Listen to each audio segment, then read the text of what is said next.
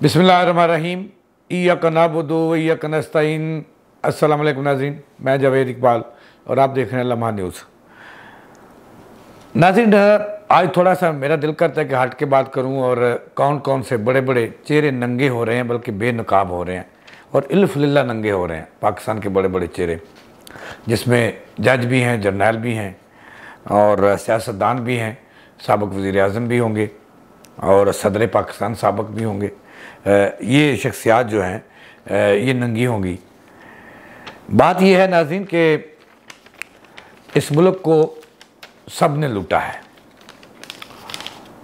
किस किस का नाम लें, सब ने लूटा है। अगर लूटा नहीं तो उस शख्स ने नहीं लूटा जिसको कोई देता कुछ नहीं।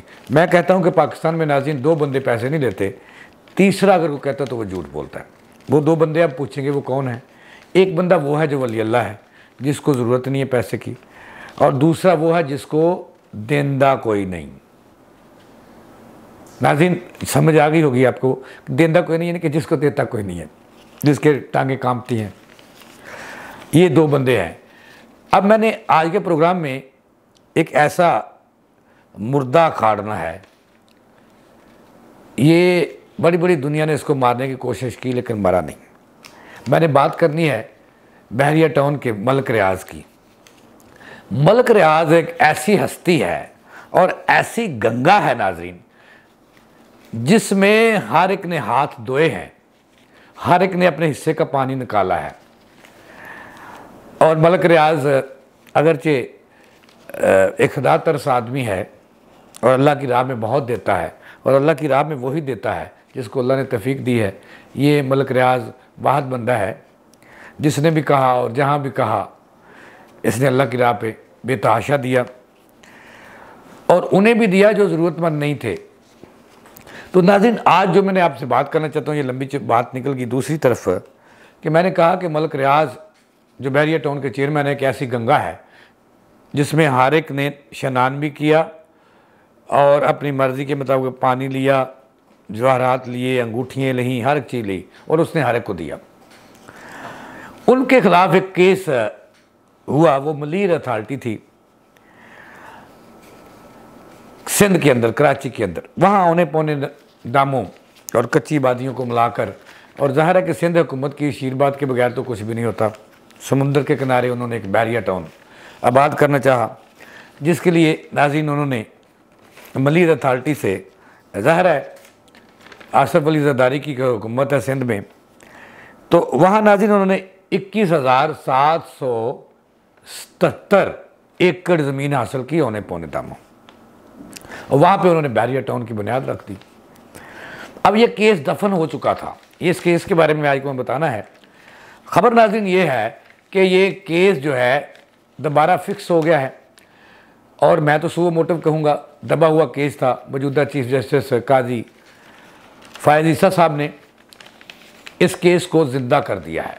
ये बड़ा अहम केस है और 18 अक्टूबर इसकी डेट मुकर्रर कर दी है, और 18 अक्टूबर को सुप्रीम कोर्ट के अंदर इस अहम केस बड़े बड़े चेहरे बेनकाब करेगा।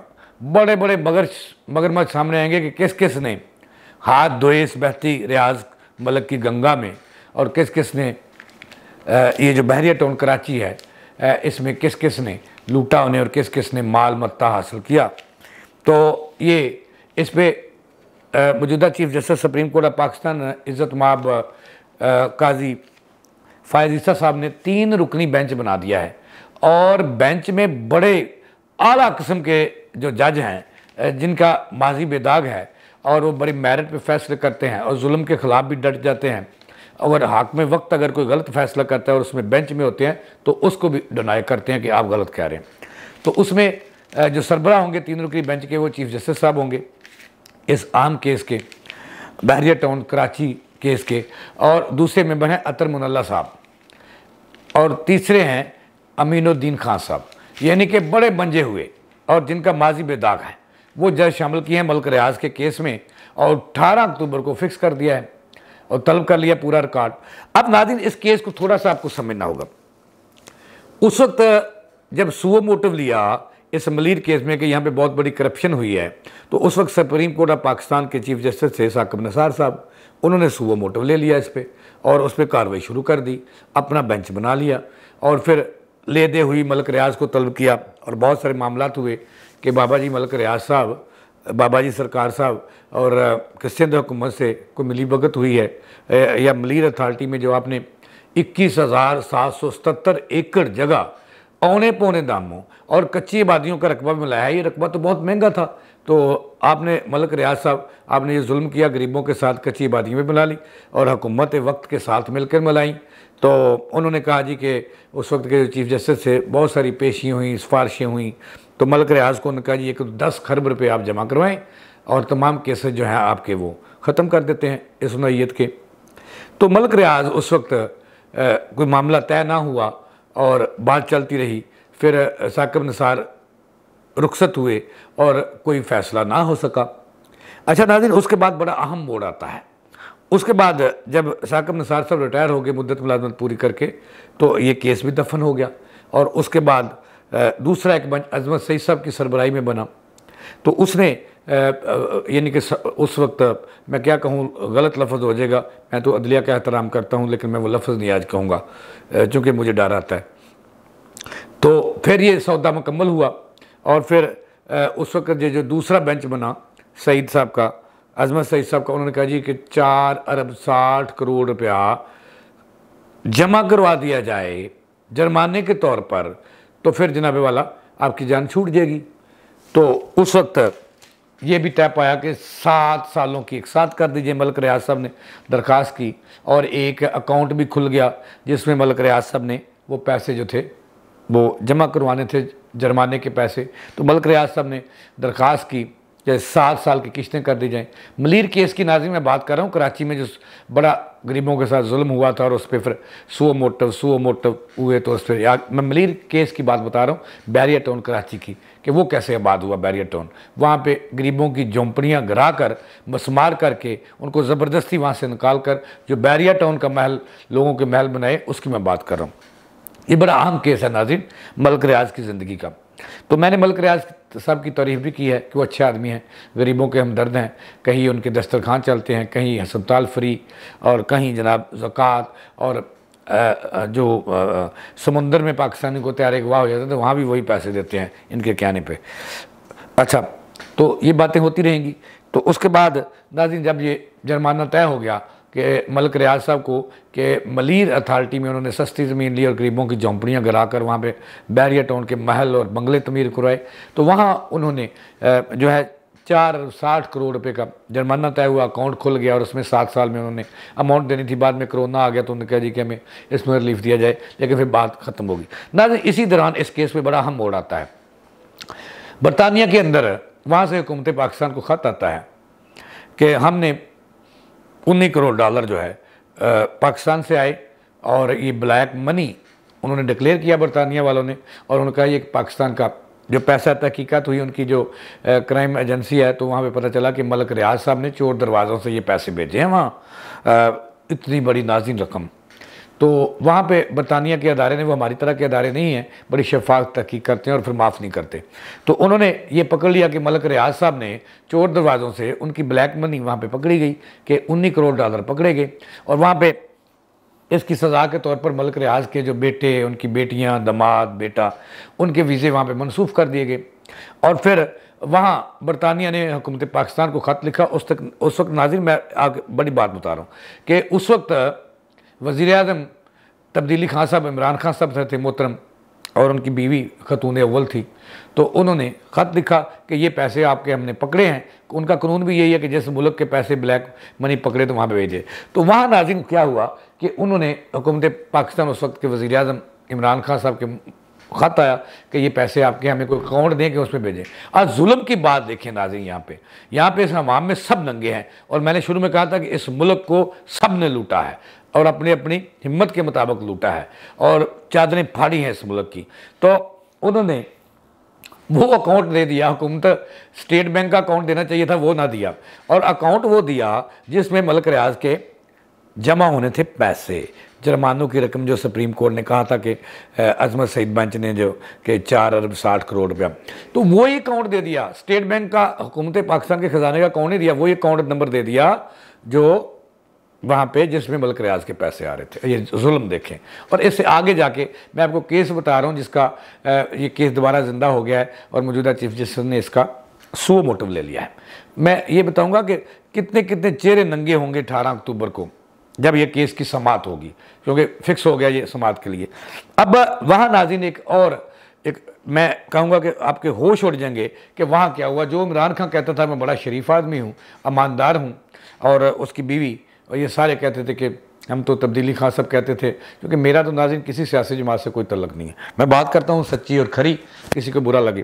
तो इमरान खान साहब जो कहते थे मैं एक टैडी की करप्शन नहीं करता, वो जो अकाउंट था वहाँ 19 करोड़ डॉलर उस अकाउंट में आ गए जो हुकूमत पाकिस्तान नहीं था, जो सुप्रीम कोर्ट में खुला था, जिसमें पैसे जमा हुए, यानी कि चोर जो था पकड़ा गया, उसी चोर के अकाउंट में पैसे 19 करोड़ डॉलर पाकिस्तान से जो ब्लैक बनी थी उसी अकाउंट में आ गया। अब आगे चल के क्या होता है, आगे ये मामला इमरान खान के इल्म में आता है और इमरान खान इसके हवाले से 2 दफ़ा उन्होंने बयान भी दिए कि हमने इसलिए ये किस्सा तमाम करने की कोशिश की कि पाकिस्तान की बदनामी होगी और केस और तरफ चले गया, लिहाजा हमने ये बना दिया। इसके बाद एक नया पॉइंट आता है और इसमें सब तले जाएंगे। उसके बाद क्या होता है कि इमरान खान साहब एक ट्रस्ट बनाते हैं रातों रात, उसकी बीवी और वो इमरान खान साहब, अल कादर ट्रस्ट, याद होगा नाज़रीन, वो ट्रस्ट बनता है और उसका जो डेवलपमेंट का ठेका है वो मलिक रियाज को मिल जाता है। और कहने वाले कहते हैं कि इमरान खान जब वज़ीर आज़म थे तो उस वक्त मलिक रियाज को उन्होंने तलब किया। और जो जुल्म की बात देखिए इस मुल्क के साथ क्या क्या होता है। एक गरीब बंदा जो साइकिल की ट्यूब चोरी करते हुए पकड़ा जाए कि उसके घर में रोटी नहीं है, उसके बच्चों को दूध चाहिए है, तो ये भी चोरी तो चोरी होती है, तो उसको हम फांसी लगा देते हैं। और मलिक रियाज अगरचे वो एक अच्छा आदमी है, मैं फिर कहता हूँ कि गरीबों का हमदर्द है, तो जैसे तैसे भी उन्होंने पैसा माल इकट्ठा किया। तो अब यहाँ पे जुल्म देखें कि वो जो पैसा उस अकाउंट में है मलिक रियाज के, चोर का पैसा चोर के अकाउंट में भेज दिया, अकाउंट हुकूमत पाकिस्तान ने भेजा, उसमें पैसा आ गया। और फिर जो उनके जुर्माने की रकम थी, कहने वाले कहते हैं कि वो उसमें एडजस्ट होगी। ये जुल्म देखें कितना है कि जो सुप्रीम कोर्ट ने जुर्माना किया 4 अरब 60 करोड़ का 7 साल में जमा कराना था, उसी अकाउंट में चोर के पैसे उसी अकाउंट में मंगवा लिए गए और चोर की चोरी साथ कर दी गई। वो इस तरह कि इमरान खान ने अल कादर ट्रस्ट बनाया, वहाँ पर यूनिवर्सिटी और ये दूसरी चीज़ें बना दी, और फिर वो उसका डेवलपमेंट का ठेका भी मलिक रियाज को दे दिया गया। 7, 8, 10 अरब रुपया उसमें लगा। किसने लगाया? मलिक रियाज ने लगाया, और वो जो तब्दीली खां साहब हैं उनके कहने पर लगा। अब जो बात, ये केस मैंने आपको मलीर केस सारा बता दिया, मलिक रियाज के साथ। अब जो असल खबर वो ये है कि वो कहते हैं नाज़रीन के न्याज, क्या कहते हैं जी, न्याज लगी बटने, वो डैश लगी, वो तो न्याज लगी बटने, ऐसा नहीं हो पाएगा। अब मौजूदा जो चीफ जस्टिस हैं वो अहम केस जो मैंने आपको बताया है इसका उन्होंने 18 अक्टूबर के लिए फ़िक्स कर दिया है और तमाम केसेस को उन्होंने ओपन कर दिया है, और 18 अक्टूबर को बड़े बड़े चेहरे बेनकाब हो रहे हैं। अब नाज़रीन यहाँ पे बात जो है, बात यह है कि सिंध हुकूमत मलीर अथॉरिटी किसके अंडर है? वहाँ पे बहुत बड़े चेहरे बेनकाब होंगे, क्योंकि सुप्रीम कोर्ट ने अब छोड़ना नहीं, चूँकि उन्होंने तहिया कर लिया है कि जिन्होंने पाकिस्तान का पैसा और कौम का लूटा है उन्होंने नंगा भी करना है, सज़ा भी देनी है और वसूलियाँ भी करनी है। और तमाम अदारे इस वक्त एक पेज पे आ चुके हैं कि पाकिस्तान को बहरानों से निकालना है। अब वहाँ पे मलीर अथॉरिटी ने जो औने पौने दिए और गरीबों की झुग्गियाँ जो साल से गरीब वहाँ पे रह रहे थे वो मुस्मार करके मलिक रियाज को दे दी औने बन। 21,777 एकड़ ज़मीन दी मलिक रियाज को, बैरियर टाउन में बनाया। तो उसमें अक्सरियत जो थी वो गरीबों की थी, वो भी दे दी, औने पौने बना। चलो जो जुर्माने हुए वो भी गए। अब सिंध हुकूमत के जो साबिक़ हुकूमत है इसके भी बड़े बड़े नंगे होंगे चेहरे और बिल्कुल बेनकाब हो जाएंगे, ऑफिसर भी और सियासतदान भी। उसके बाद इमरान खान साहब की, मेरा तो ख्याल है उसमें आसिफ अली ज़रदारी साहब का भी नाम आता है, उनके बेटे का भी आता है, मुराद अली शाह का भी आता है, और कई हस्तियाँ हैं जिनका नाम आता है, वो भी बेनकाब होंगी। दूसरी तरफ इमरान खान, उनकी बीवी और उनके साथी बेनकाब होंगे। और मैं तो आपको ये कहता हूँ कि कई जज जो हैं सुप्रीम कोर्ट के साबिक़ वो भी नंगे होंगे, उनके चेहरे भी बेनकाब हो जाएंगे कि ये जालिमों ये क्या किया आपने, पाकिस्तान के साथ। तो ये केस जनाब फिक्स हो गया। अब देखना ये है कि 18 अक्टूबर को किस बड़ा बड़ा कौन कौन सा चेहरा नंगा होता है, और फिर ये केस चलेगा और फिर फिक्स होगा, फिर वसूलियाँ होगी, फिर पाकिस्तान खुशहाल होगा। यही मेरा और आपका यही मिशन है, और कि पाकिस्तान के जो चोर हैं वो बेनकाब भी हों और उन्हें सज़ा भी मिले। तो ये मलिक रियाज का केस जो है वो दोबारा समात इसकी मुकर्रर हो गई है 18 अक्टूबर को, और फिर देखना है कि कौन कौन पकड़ा जाता है और कैसे वसूलियाँ हो जाती हैं। नाज़रीन, ये थी ताज़ा तरीन जो मैंने आपको बताई। इसके साथ ही मुझे दें इजाज़त, अल्लाह निगहबान।